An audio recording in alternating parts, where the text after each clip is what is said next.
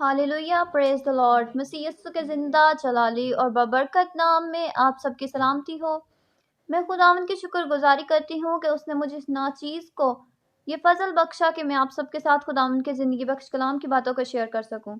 मेरे अजीज़ों, जो खुदावंद ने मेरी और आपकी इस्लाह के लिए आज का कलाम चुना है, वो हम कलाम खुदा में से देखेंगे।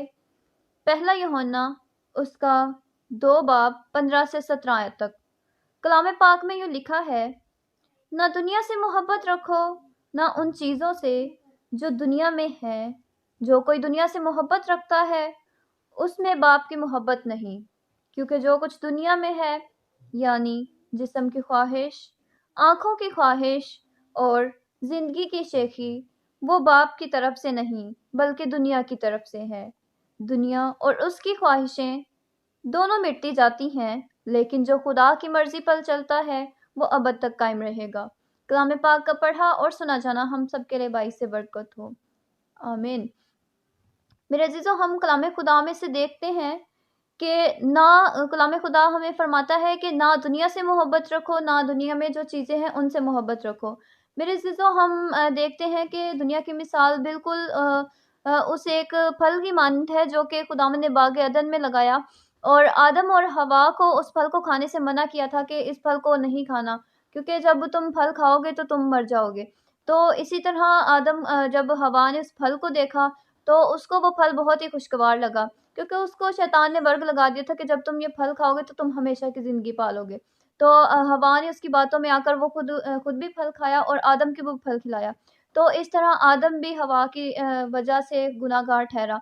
तो मेरे अज़ीज़ों, इसी तरह जब हम दुनिया की बातों में आ जाते हैं, तो हम खुदावंद से दूर हो जाते हैं, हम खुदावंद की नाफरमानी करते हैं, हम दुनिया की ख्वाहिशों में आ जाते हैं। खुदावंद का कलाम भी हमें फरमाता है कि दुनिया की ख्वाहिशें जो हैं, यानी जिस्म की ख्वाहिश और आँखों की ख्वाहिश। जिस्म की ख्वाहिशात जैसे कि हम देखते हैं कि सेक्सुअलिटी वगैरह, ये जिस्म की ख्वाहिशात हैं और आँखों की ख्वाहिशात में जो हमारी आँखें शेखी मारती हैं, बुरी-भली चीज़ें देखती हैं, ये सब आँखों की ख्वाहिश है।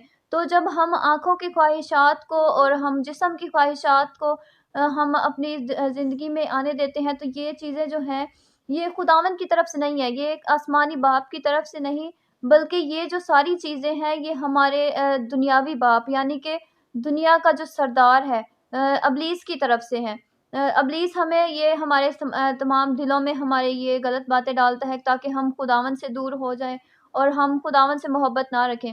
मेरे अज़ीज़ों, ये हमारी मिसाल बिल्कुल इसी तरह है कि जैसे एक आदमी 2 कश्तियों में पाँव रखेगा, तो वो दोनों ही से डूबेगा, वो किसी भी कश्ती से पार नहीं लग पाएगा।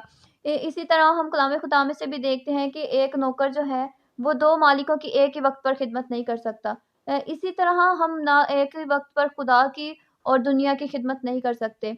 हमें दुनिया और खुदा में से एक को चुनना पड़ेगा कि हम किसकी खिदमत करें। अगर हम दुनियावी हैं, तो हम खुदावंद से मोहब्बत नहीं रख सकते, और अगर हम रूहानी हैं, तो हमें दुनिया की किसी चीज़ से हमें कोई रग़बत रही नहीं रहती।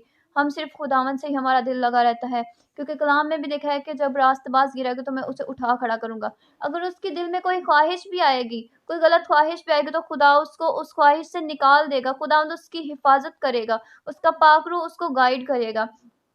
और अगर हम 17 आयत में देखें, लिखा है, दुनिया और उसकी ख्वाहिश दोनों मिटती जाती हैं, लेकिन जो खुदा की मर्ज़ी पर चलता है वो अबद तक कायम रहेगा। मेरे अज़ीज़ों, हम कलाम खुदा में से देखते हैं कि ये जो दुनिया है और इसमें जो इसकी तमाम ख्वाहिशात हैं, ये एक न एक दिन मिट जानी है। ये जो सारी दुनिया है और जो इसकी ख्वाहिशात रखते हैं, वो भी एक दिन मिट जाएँगे। तो इसी तरह जो दुनिया के पैरोकार हैं, दुनिया के कहे पर चलते हैं, खुदावंद से मोहब्बत नहीं रखते, वो एक दिन ये ख्वाहिशात अपनी छोड़कर उनको मर जाना होगा, क्योंकि वो गुनाह करते हैं। जो खुदा से मोहब्बत नहीं रखता, खुदा के कलाम पर नहीं चलता, वो गुनाह करता है।